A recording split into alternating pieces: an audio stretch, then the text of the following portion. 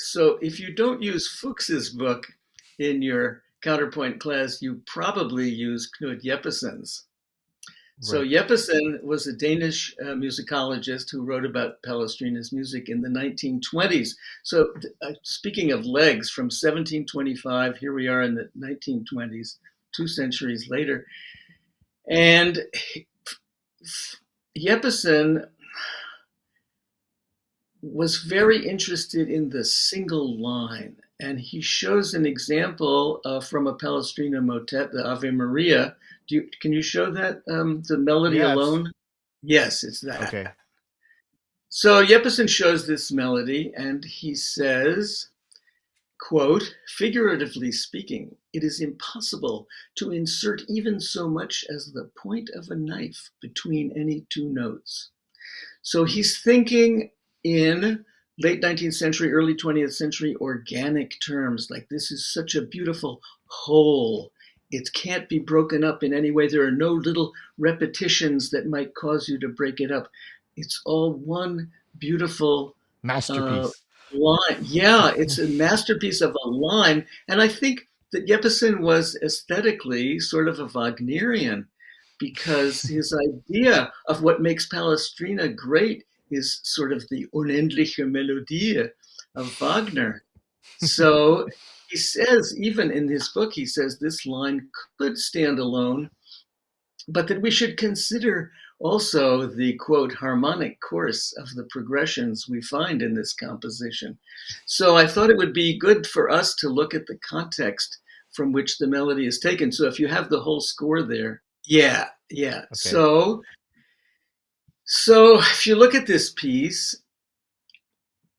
and you think about, could it have been composed from the soprano? Did the soprano come to Palestrina first and then he added the other parts? And the answer is clearly no. And one way we know this is that if you look at measures 2, 3, and 4, there's a duo between the soprano and the second soprano. That's it. And it makes a series of vertical intervals, and it's imitative at a close distance for a little while. But then, if you look a little further, if you look at measures 6, 7, 8 down there at the bottom, you can see this is the exact same duo as the sopranos and altos have, and it goes on to the next page a little bit into the next measure. Yeah, It's that. yep. So, so this shows that if there's a giant chunk of music that's repeated, it means that the soprano line is now, when the duo begins in the alto and bass, the soprano line is a function of that duo. The soprano line has to have been composed after the duo had been laid in place, if you like. And so I think you could actually insert the point of a knife. I'm joking a little bit, but you could insert the point of a knife at the moment that the lower duo starts, when the soprano is now composed in consideration of that low duo. And Jeppesen doesn't actually deal with this. He does deal a little bit with imitation in the book, but he doesn't deal with the big structure of the thing. Right. So it's, to me, it's very ironic that the guy loves Palestrina so much, and then he just sort of imagines that Palestrina wrote this long tune, and he doesn't know that actually this great tune was composed with such heavy restrictions that it Mhm. had to be able to be imitated in the first place, and it had to accompany the duo when it occurs in the lower voices. And so Right. actually, Palestrina's even a greater genius than Jeppesen thought, if you take this into consideration. I think that's very funny.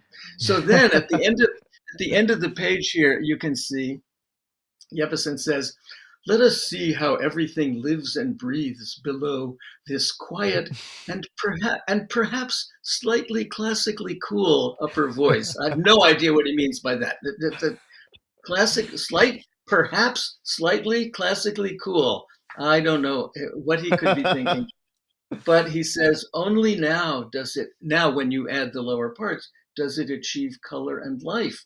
So that's at the end of this page. And then you turn the page, and what do you get? You get species counterpoint exercises focusing on dissonance treatment and the melodic style of a single line.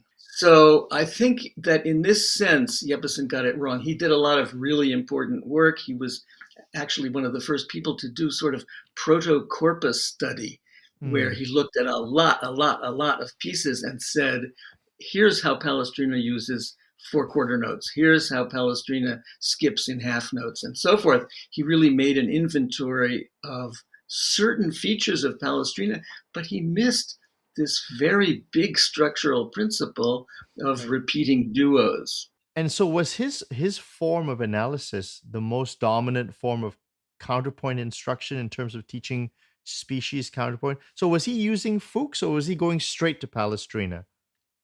Okay, that's really an incredibly smart question because he did both.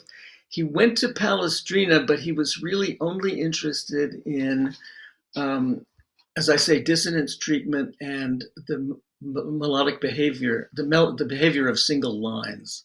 Right. So he missed a lot in that, and then he also borrowed from Fuchs the whole species thing, and many of his cantus firmuses are the Fuchsian ones. So he's actually kind of blended them, and again, what I want to say is that he was writing from his time, and so if he's really a Wagnerian, then he's making Palestrina into Wagner. And Right. that's what we do is we make the historical things, we make them into ourselves. It's sort of sad.